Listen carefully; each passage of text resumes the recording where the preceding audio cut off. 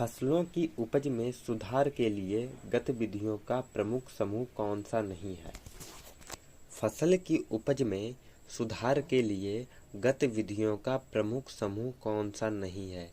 तो इसका सही उत्तर है फसल परिवहन प्रबंधन। क्या है? फसल परिवहन प्रबंधन। अगला प्रश्न है प्रश्न नंबर 2। वांछनीय कृषि संबंधी लक्षण, लंबाई और विद्युत शाखाएं किस फसल की विशेषता हैं? दोस्तों यह प्रश्न बहुत ही महत्वपूर्ण है आपकी एग्जाम की दृष्टि से कि वांछनीय कृषि संबंधी लक्षण, लंबाई और विद्युत शाखाएं किस फसल की विशेषता होती है? तो इसका सही उत्तर है चारा की। किसकी? चारा की। अगला प्रश्न है कौन सी फसल पशुधन के लिए भोजन के रूप में नहीं उगाई जाती है? कौन सी फसल पशुधन के लिए भोजन के रूप में नहीं उगाई जाती है? तो इसका सही उत्तर है अलसी। क्या है? अलसी। प्रश्न नंबर 4 है संकरण से तात्पर्य है। संकरण से तात्पर्य है।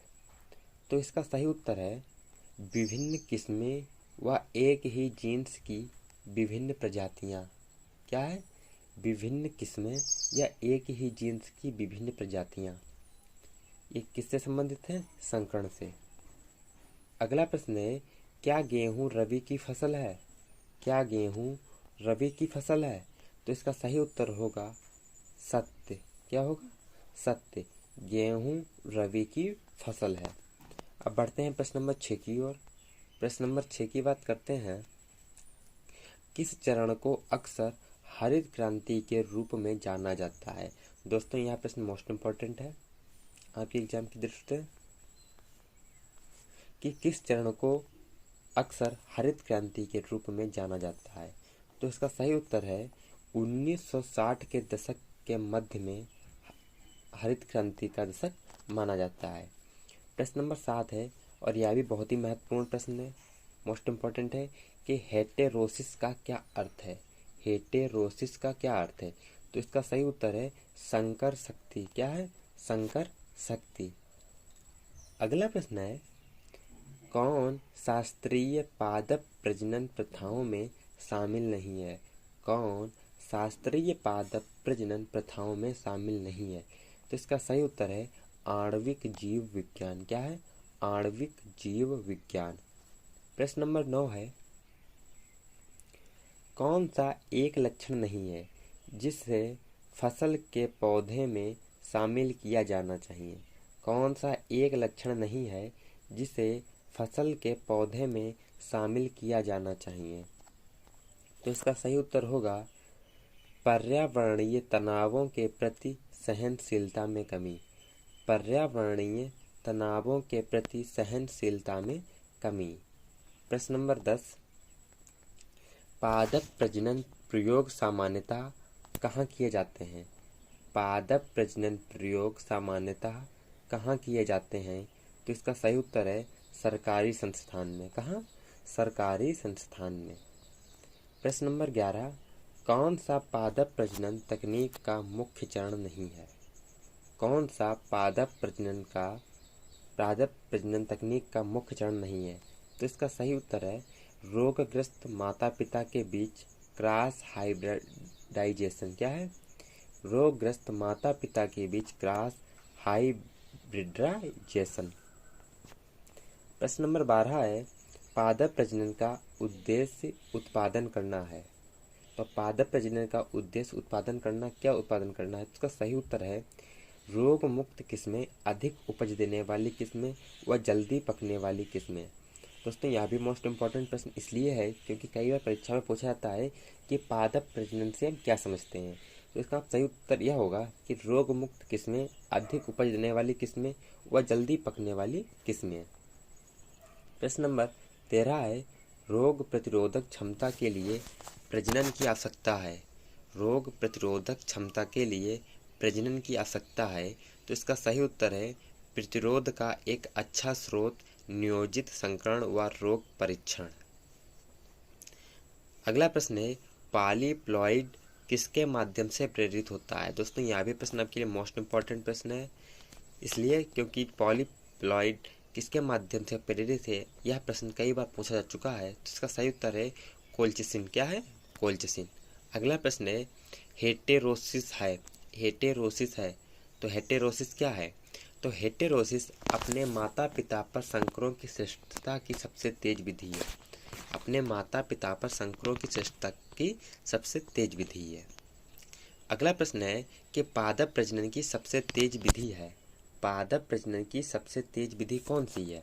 तो इसका सही उत्तर होगा उत्परिवर्तन प्रजनन। क्या है? उत्परिवर्तन प्रजनन। अगला प्रश्न है पौधों की नई किस्मों का उत्पादन किसके द्वारा किया जाता है? पौधों की नई किस्मों का उत्पादन किसके द्वारा किया जाता है? तो इसका सही उत्तर है चयन और संकरण। क्या है? चयन और संकरण। अगला प्रश्न है शुद्ध नस्ल की नस्ल को संदर्भित करता है। दोस्तों यहाँ भी प्रश्न बहुत ही महत्वपूर्ण है कि शुद्ध नस्ल की नस्ल को संदर्भित करता है। तो इसका सही उत्तर है केवल समयुग्मता। क्या है? केवल समयुग्मता। अगला प्रश्न है एक वैज्ञानिक पौधों पर वायरल प्रभावों का अध्ययन करना चाहता है। पौधे के किस भाग को बाहर रखा जाना चाहिए? तो इसका सही उत्तर है एपेक्स शूट करें। क्या है? एपेक्स शूट करें। अगला प्रश्न है दैहिक संकरण किसके माध्यम से प्राप्त किया जाता है? दैहिक संकरण किसके माध्यम से प्राप्त किया जाता है? तो दैहिक संकरण प्रोटोप्लास्ट संलयन के माध्यम से प्राप्त किया जाता है। अगला प्रश्न है दोस्तों यहाँ भी मोस्ट इम्पॉर्टेंट प्रश्न है कि वेगिंग किया जाता है। वेगिंग किसके मध्य किया जाता है? तो विदेशी पराग से संदूषण को रोकने के लिए। अगला प्रश्न है सूक्ष्म प्रवर्धन की एक तकनीकी है। तो सूक्ष्म प्रवर्धन दैहिक भ्रूण जनन की एक तकनीक है। किसकी है? दैहिक भ्रूण जनन की एक तकनीक है। अगला प्रश्न है दोस्तों यहाँ भी मोस्ट इम्पॉर्टेंट प्रश्न है कि संकर बीज उत्पादन में किस बांझपन का उपयोग किया जाता है? संकर बीज उत्पादन में किस बांझपन का उपयोग किया जाता है? तो इसमें सही उत्तर होगा साइटोप्लाज्मिक आनुवांशिक नर का प्रयोग किया जाता है। अगला प्रश्न है कि बड़े पैमाने पर चयन में पौधों का चयन किस आधार पर किया जाता है? तो इसका सही उत्तर है समलक्षणियों के आधार पर किया जाता है। और दोस्तों यह भी प्रश्न मोस्ट इम्पॉर्टेंट प्रश्न है। अगला प्रश्न है कि वंशावली प्रजनन में एकल पौधों का चयन किया जाता है जिसमें किस पीढ़ी में से एक होता है? वंशावली प्रजनन में केवल पौधों का चयन किया जाता है जिसमें किस पीढ़ी में से एक होता है? तो इसका सही उत्तर है F2 का। किसका? F2 का। अगला प्रश्न है गेहूं और जई में लाल बनाम सफ़ेद दाने के लिए जीन होते हैं। गेहूं और जई में लाल बनाम सफ़ेद दाने के लिए जीन होते हैं। तो इसका सही उत्तर है 3 होते हैं। कितने जीन होते हैं? 3 जीन होते हैं। अगला प्रश्न है कि गेहूं में पर परागण होता है। तो गेहूं में 5% से कम पर परागण होता है। अगला प्रश्न है प्रश्न नंबर 28 पॉलीप्लॉइड को प्रेरित करने के लिए किस रसायन का उपयोग किया जाता है? तो इसका सही उत्तर है कोलोविसिन्स। किसका? कोलोविसिन्स का। अगला प्रश्न है कि लंबी अवधि के भंडारण में जर्म प्लाज्म को कब तक संग्रहित किया जा सकता है? तो इसका सही उत्तर है 100 वर्ष का। और दोस्तों यहाँ भी प्रश्न आपके लिए इम्पोर्टेंट है। और अगला प्रश्न है कि प्रकृति अवस्थाओं में जीन द्रव्य का संरक्षण को क्या कहते हैं? दोस्तों यह प्रश्न आपके लिए मोस्ट इम्पॉर्टेंट प्रश्न की लिस्ट में आता है। और यह प्रश्न परीक्षाओं में कई बार पूछा जा चुका है कि प्रकृति अवस्था में जीन द्रव्य का संरक्षण को क्या कहा जाता है? तो इसका सही उत्तर है इन सीटू संरक्षण। क्या कहते हैं? इन सीटू संरक्षण। आलू का वैश्विक जीन बैंक कहाँ स्थित है? तो आलू का वैश्विक जीन बैंक CIP पेरू में स्थित है। कहाँ स्थित है? CIP पेरू में स्थित है। अगला प्रश्न है कि कृत्रिम वनस्पति प्रजनन द्वारा किया जाता है। इसका सही उत्तर है ग्राफ्टिंग, बंडिंग और लेयरिंग द्वारा कृत्रिम वनस्पति प्रजनन किया जाता है। अगला प्रश्न है कि साइटोप्लाज्मिक वांझपन ... है। तो यह एक प्लाज्मा जीन है। क्या है? यह एक प्लाज्मा जीन है। इसी प्रकार से अगला प्रश्न है कि होंगोमी में क्या पाया जाता है? तो इसका सही उत्तर है अल्फा लफा पाया जाता है। क्या पाया जाता है? अल्फा लफा पाया जाता है। अगला प्रश्न है कि दैहिक संकर आलू और टमाटर के बीच संलयन द्वारा उत्पादित किया जाता है। तो क्या उत्पादित किया जाता है? तो इसमें जो बताया गया था वो है मेल्चर्स एट अल। क्या है? मेल्चर्स एट अल 1978।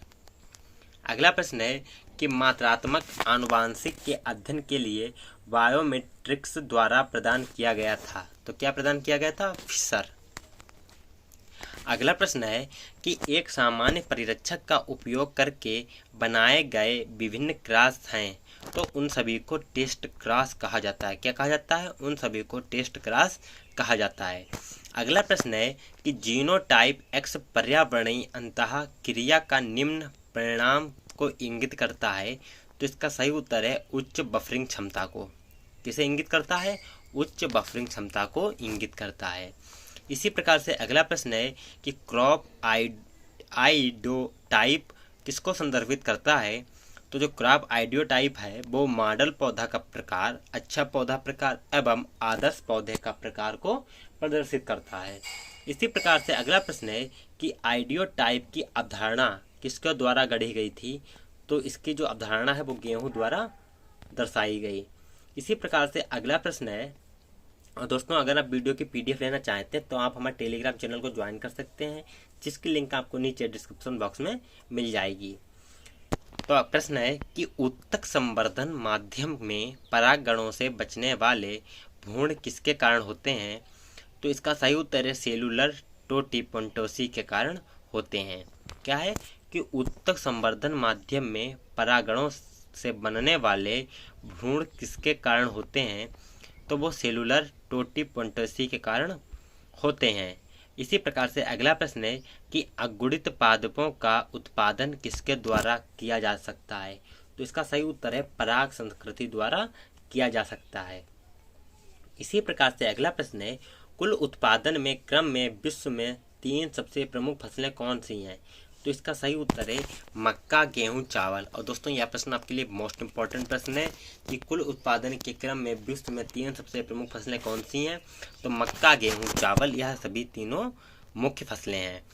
अगला प्रश्न है कि गेहूं की रोटी है। दोस्तों यह भी प्रश्न आपके लिए इंपॉर्टेंट है कि गेहूं की रोटी है, तो गेहूं की रोटी क्या है? तो गेहूं की रोटी येलो पॉलीपॉइलाइड होती है। अगला प्रश्न है कि कौन सी किस्म प्रेरित उत्परिवर्तन का परिणाम नहीं है? तो इसका सही उत्तर है केले के बॉम्बे ग्रीन। क्या है? केले के बॉम्बे ग्रीन। अगला प्रश्न है अधिकांश खेती वाले पौधे होते हैं, तो जो अधिकांश खेती वाले पौधे होते हैं वो सभी एलोप्लाइड होते हैं। अगला प्रश्न है कि चावल की नस्ल के उदाहरण के रूप में प्रकृति में प्राकृतिक रूप से होने वाले परिवर्तन को क्या कहते हैं? तो उसको GIV24 कहते हैं। क्या कहते हैं? GIV24 कहा जाता है। अगला प्रश्न है कि उन्नत बौनी गेहूं की किस्म जिसमें लाइसिन या प्रोटीन का प्रतिशत अधिक होता है, तो इसका सही उत्तर है सरबती सोनार में। और दोस्तों यह भी प्रश्न आपके लिए मोस्ट इंपॉर्टेंट प्रश्न है कि उन्नत गेहूं की किस्म जिसमें लाइसिन या प्रोटीन की प्रतिशत मात्रा अधिक होती है, तो यह सरबती सोनार में सर्वाधिक होती है। इसी प्रकार से जो अगला प्रश्न है वो यह है कि एंडोजेनिक अगुणित संवर्धन सबसे पहले किसके द्वारा किया गया था? तो इसका सही उत्तर है गुहा और माहेश्वरी द्वारा किया गया था। अगला प्रश्न है कि बीज रहित तरबूजा है, तो बीज रहित तरबूजा क्या है? यह ट्रिफ्लॉइड है। क्या है? ट्रिफ्लॉइड है। बीज रहित तरबूज क्या है? यह ट्रिफ्लॉइड है। इसी प्रकार से अगला प्रश्न है कि पॉलीप्लॉइड किसके माध्यम से नई प्रजातियों के तेजी से गठन की ओर जाता है? तो इसका सही उत्तर है गुणसूत्रों के कई सेटों का विकास। पॉलीप्लॉइड जिसके माध्यम से नई प्रजातियों की ओर जल्दी आकर्षित होता है। अगला प्रश्न है कि पॉलीप्लॉइड देता है, तो यह क्या देता है? तो यह संकर शक्ति, उन्नत किस्में एवं गीगा प्रभाव प्रदान कराता है। इसी प्रकार से एक प्रश्न और है कि एक ही किस्म के पौधों के बीच के संकरण कहलाते हैं, तो इन सभी को आर इंटरवेरियल कहते हैं। क्या कहते हैं? आर इंट्रावेरिटियल कहते हैं।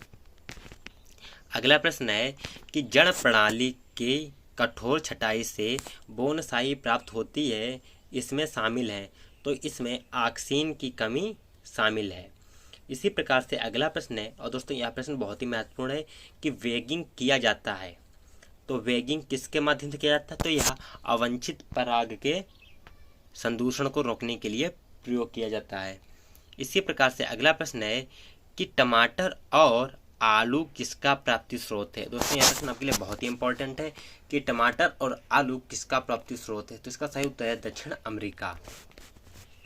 इसी प्रकार से अगला प्रश्न है कि वानस्पतिक रूप से प्रजनन वाले फसल के पौधे संकर शक्ति को बनाए रखने के लिए सबसे उपयुक्त क्यों हैं, और इसका कारण यह है कि दोस्तों उससे पहले अगर आपने वीडियो को अभी तक लाइक नहीं किया तो वीडियो को लाइक कर दें, साथ में वीडियो को ज़्यादा से ज़्यादा शेयर कर दें, जिससे कि यह क्लास आपके सभी दोस्तों के पास पहुंच सके और उनके लिए भी यह इम्पोर्टेंट साबित हो सके। साथ में अगर आप वीडियो की PDF लेना चाहते हैं तो आप हमारे टेलीग्राम और व्हाट्सएप ग्रुप को ज्वाइन कर सकते हैं, जिसकी लिंक आपको नीचे डिस्क्रिप्शन बॉक्स में मिल जाएगी, जहाँ पर आपको सारे सब्जेक्टों की PDF मिल जाती है। तो प्रश्न है कि वानस्पतिक रूप से प्रजनन करने वाली फसल के पौधे संकर शक्ति को बनाए रखने के लिए सबसे उपयुक्त क्यों हैं, इसका कारण यह है कि, तो इसका सही उत्तर है कि यह एक बार वांछित संकर का उत्पादन करने के बाद इसे खोने की संभावना कम हो जाती है। क्या है? इसे खोने की संभावना है वो कम हो जाती है।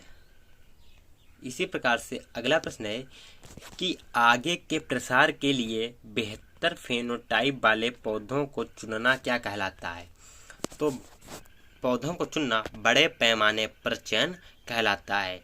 इसी प्रकार से अगला प्रश्न है कि कृत्रिम नरवंध्यता को किसकी सहायता से संकरण प्रयोग के लिए प्राप्त किया जा सकता है? तो इसका सही उत्तर है NAA2,4D एवं माइक हाइड्रासाइड के माध्यम से किया जा सकता है। और दोस्तों आज का हमारा अंतिम प्रश्न है कि अनुभवहीन होने पर किसान फसल सुधार में कौन सी विधि अपना सकता है? तो इसका सही उत्तर है बड़े पैमाने पर चयन। दोस्तों आज की क्लास हमारी यहीं पर समाप्त होती है। मिलते हैं अगले क्लास में नए प्रश्नों के साथ। तब तक जय हिंद, जय भारत।